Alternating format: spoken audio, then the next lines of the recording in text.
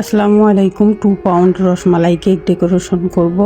2 pound এটা heart শেপের মধ্যে ছিল। এটা কোনো কাস্টমাইজ করা ছিল না। যে ভাইয়াটা অর্ডার করেছে উনি এর আগেও হচ্ছে রসমালাই কেক আরও 2টা নিয়েছে। 2টাই হচ্ছে 2 পাউন্ডের মধ্যে নিয়েছিল।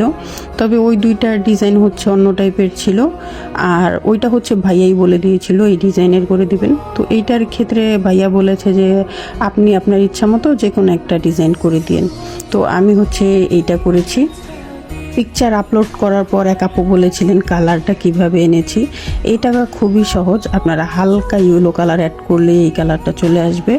তো এটা ডেকোরেশন করার জন্য আনার, তারপর হচ্ছে পেস্তা বাদাম নিয়েছি, আর রসমালাই হচ্ছে আমি নিয়েছি। এখানে অল্প কিছু রসমালাই হলেই হয়ে যাবে। শুধুমাত্র ডেকোরেশনের জন্য এটা আমি আলাদা তুলে রেখেছিলাম, বাকিগুলো হচ্ছে ফ্রস্টিংয়ের সময় ভিতরে দিয়েছি। আর এখানে হচ্ছে কিছু আমি গোল্ডেন কালার সুগার বল নিয়েছি। আর কেকটা হচ্ছে আমি 8 ইঞ্চি মোল্ডে বেক করেছিলাম, যেহেতু 2 পাউন্ডের মধ্যে হবে। আর এটা কিন্তু ওজনের পর 2 পাউন্ডের থেকে একটু বেশিই ছিল, কারণ যেহেতু আমরা ভিতরে রসমালাইয়ের একটা ফিলিং দিয়েছি।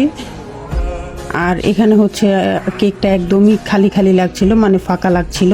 তো যার জন্য হচ্ছে চকলেট গানাশ দিয়ে আমি এটা লিখে নিয়েছি। আমি একটু উপর থেকে আপনাদের দেখাই। ওয়েট, এটা কিন্তু একদম সিম্পলের মধ্যে একটা কেক বলতে পারেন।